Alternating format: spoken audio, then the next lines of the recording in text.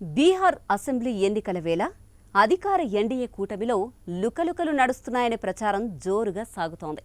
దీనిపై బీజేపీ అగ్రనేత కేంద్ర హోంశాఖ మంత్రి అమిత్ షా స్పందించారు. అలాగే బీహార్ సీఎం అభ్యర్థి ఎవరు అనే దానిపైన ఓ జాతీయ ఛానల్కు ఇచ్చిన ఇంటర్వ్యూలో ఆయన ఓ స్పష్టత ఇచ్చారు. బీజేపీ అగ్రనేత కేంద్ర హోంమంత్రి అమిత్ షా కీలక వ్యాఖ్యలు చేశారు. బీహార్ ఎన్డీఏ కూటమిలో పార్టీల మధ్య ఎలాంటి మనస్పర్ధలు లేవని, మీడియా, సోషల్ మీడియాలో జరుగుతున్న ప్రచారాలు పనికిమాలినవని తోసిపుచ్చారు. ఇండియా టుడేకి ఇచ్చిన ఇంటర్వ్యూలో ఆయన మాట్లాడారు.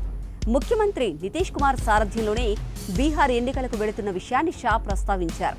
అయితే బీహార్ ఎన్డీఏ ముఖ్యమంత్రి అభ్యర్థి ఎవరనే ప్రశ్నకు అంత తొందర ఎందుకంటూ ఆసక్తికర వ్యాఖ్యలు చేశారు.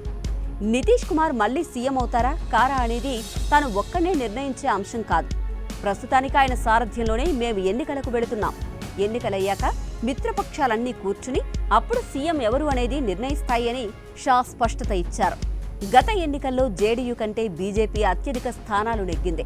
ఆ టైంలో నితీష్ కుమార్ ప్రధాని మోదీని కలిసి బీజేపీ నుంచే ముఖ్యమంత్రి ఉండడం సబబని అన్నారు.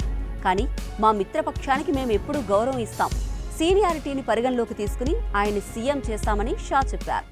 నితీష్ తరచూ పార్టీలు మారుతున్న సందర్భాన్ని ప్రస్తావించగా షా ఆసక్తికర వ్యాఖ్యలు చేశారు.